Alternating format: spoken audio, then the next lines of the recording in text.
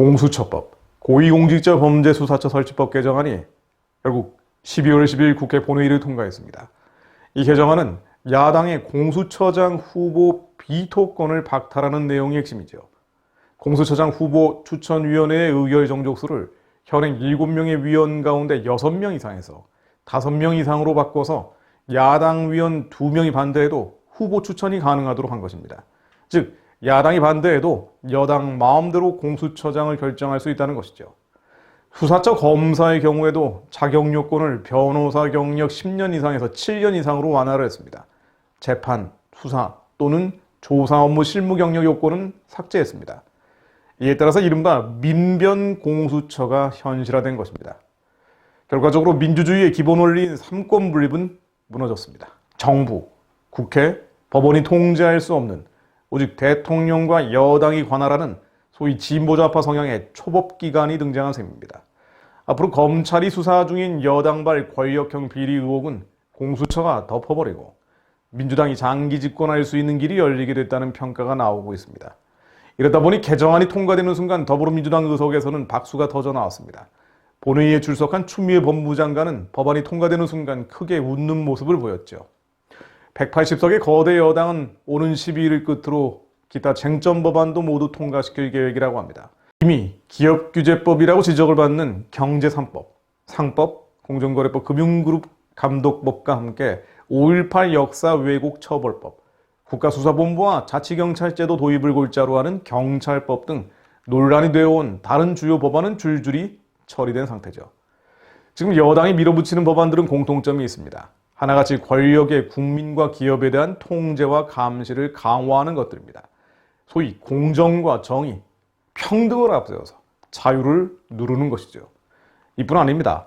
야당은 물론 언론도 관심 갖지 않고 있는 감염병 예방법 개정안은 오는 30일 시행을 앞두고 있습니다. 신앙의 자유를 훼손할 것이 뻔한데도 말입니다. 마치 팥죽 한 그릇에 장자의 명분을 판 해서처럼 한국민은 풋내기 이념과 치기 어린 지역 감정의 자유를 통째로 팔아넘기는 중인지도 모릅니다.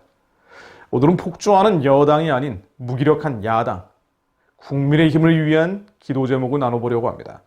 이념과 지역으로 4분 5여된 한국에서 정치적 견해도 다르고 평가도 각자의 소견을 따를 수밖에 없습니다.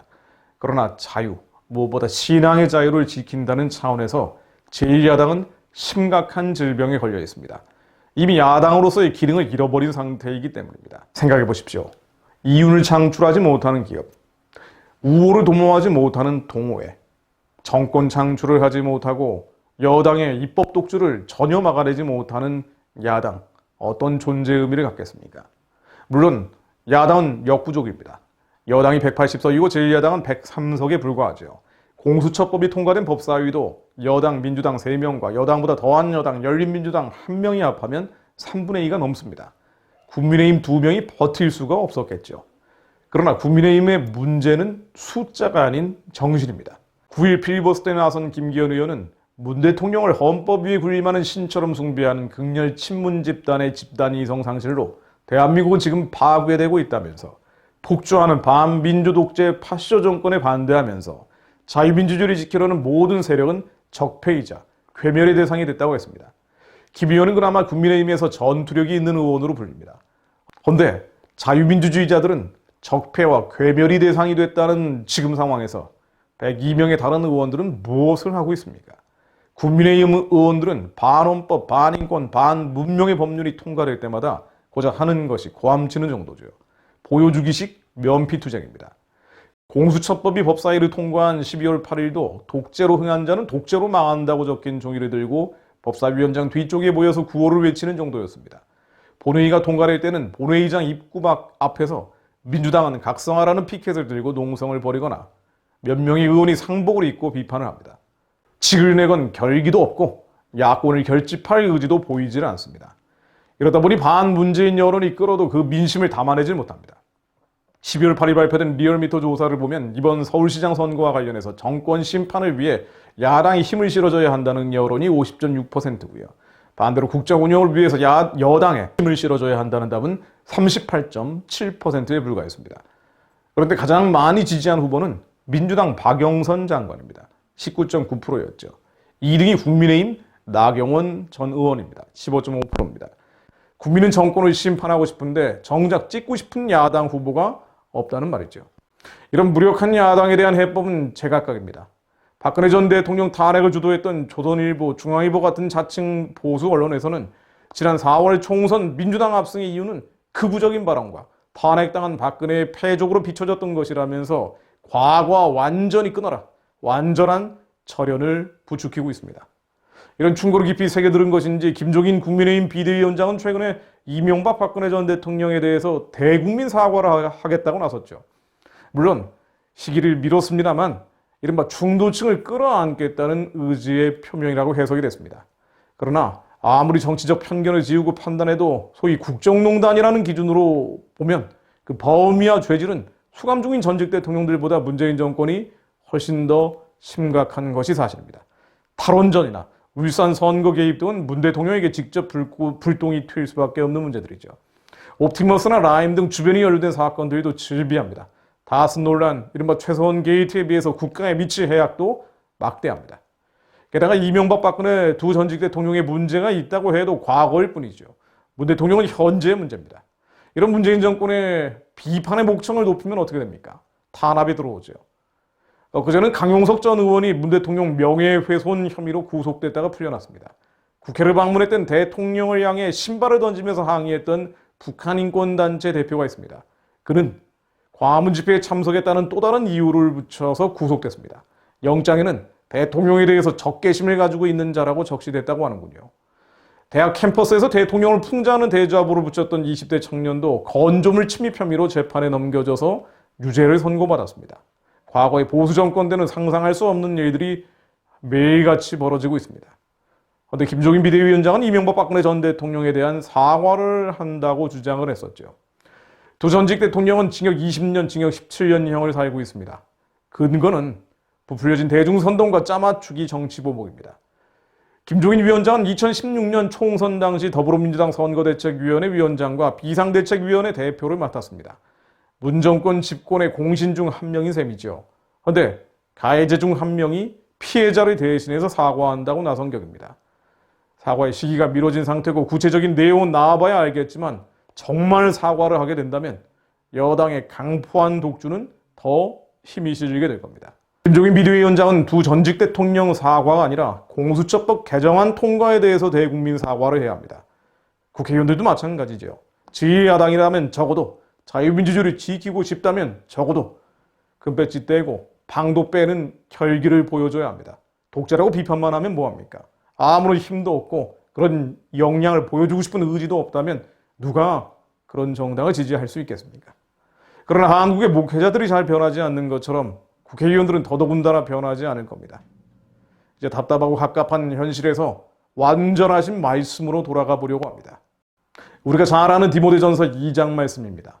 그러므로 내가 첫째로 권하노니 모든 사람을 위하여 간구와 기도와 도구와 감사를 하되 임금들과 높은 지위에 있는 모든 사람을 위하여 하라. 이는 우리가 모든 경건과 단정함으로 고요하고 평안한 생활을 하려 함이라. 악한 지도자, 음란한 세태를 보면서 우리는 낙심하고 낙담될 때가 많습니다. 그러나 이 말씀도 깊이 묵상해 볼 필요가 있습니다. 임금들과 높은 지위에 있는 모든 사람을 위해 기도한다는 것은 그리스도인의 의무죠. 경건과 단정함으로 고요하고 평안한 생활을 하는 것, 즉 신앙생활에 침해받거나 억압받지 않기 위함입니다. 민주적 선거제도가 없었던 바울 시대에는 기도 외에는 다른 것을 할 수가 없었을 것입니다. 그러나 자유민주주의가 도입되고 국민이 스스로 임금과 높은 지위에 있는 모든 사람을 직접 선출할 수 있게 된 뒤에는 디모데전서의 이 말씀은 좋은 지도자를 구별하고 또 선택하고 또 선택한 후에는 중보한다는 포괄적 의미를 담고 있을 겁니다. 선거철에 아무나 뽑고 뽑은 뒤에 기도하라는 말이 아니겠죠. 또는 선거철에는 세상 이데올로기에 따라 지역 감정에 따라 악한 선동가들을 선택한 뒤에 자신의 선택한 자들을 위해 머리가 깨져도 지지해 주라는 말도 아닐 겁니다. 많은 기독교인 목회자들은 그렇게 살고 있지만요. 그러나 그렇게 살다 보니 경건함과 단정함으로 고요하고 평안한 생활을 할 수 없지 않습니까? 악이 갈수록 관영하고 온갖 반교의 정책과 반교의 입법이 판을 치지 않습니까? 신앙생활 자체가 위협받지 않습니까? 그렇습니다. 디모데전서 2장 말씀은 좋은 지도자를 구별하고 선택하고 또 선택된 후에는 중보한다는 포괄적 의미를 담고 있습니다. 그런 면에서 반교회 폭주를 일삼고 있는 여당보다 야당을 위한 기도가 더 필요해 보입니다. 현재 권력에 문제가 있다면 대안의 권력이 나와야 하기 때문이죠. 여당에 하나님을 경외하는 지도자가 보이지 않고 또 나타나기도 어려운 태생적 한계가 있다면 야당에서라도 하나님을 두려워하는 지도자가 나타날 수 있도록 기도해야 합니다. 그런 이들을 우리에게 보내달라고 충고해야 합니다. 어떤 면에서 우리는 현재 이전에 미래 좋은 지도자가 나올 수 있도록 그런 기도를 소홀히 했는지도 모릅니다. 그러다 보니 암담하고 암울한 현실, 아무리 현재 권력이 엉망진창이어도 그런 민심을 담아낼 수 있는 미래 권력을 찾을 수 없는 상황에 봉착해 있는지도 모르죠.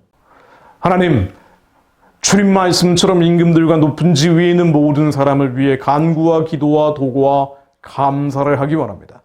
이 나라 이 민족에 하나님을 두려워하는 지도자가 일어나게 하옵소서. 하나님, 이 나라와 이 민족에 하나님을 경외하는 지도자가 일어나게 하옵소서.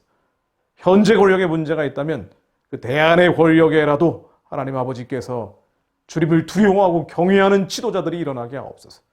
그리야를 구원했던 다윗처럼 북한 동족을 구원할 지도자를 허락하여 주옵소서. 북한 동족을 구원할 다윗 같은 지도자를 허락하여 주옵소서. 유대인을 이끌었던 모세처럼 복음 통일을 이끌 지도자를 허락해 주옵소서. 복음 통일을 이끌 모세와 같은 지도자를 허락해 주옵소서. 한국의 그리스도인들이 모든 경건과 단정함으로 고요하고 평안한 생활을 하며 주님 일을 감당할 수 있도록 교회를 지켜 주옵소서. 하나님이 대적하는 악한 권세의 뿔을 예수 그리스도 이름으로 꺾어 주옵소서. 예수 그리스도 이름으로 명하노니 하나님의 교회를 대적하고 회파하고 파괴하려는 모든 어둠의 계획에는 예수 그리스도 이름으로 명하노니 다 깨어질지어다. 악한 권세의 뿔은 예수 그리스도 이름으로 명하노니 다 파쇄될지어다. 하나님, 이 땅에 이 나라와 민족에 하나님의 선하고 기쁘고 온전하신 민족적 부르심과 국가적 택하심을 이룰 수 있는 하나님을 경외하는 지도자들을 허락하여 주옵소서. 예수 그리스도 이름으로 기도했습니다. 아멘.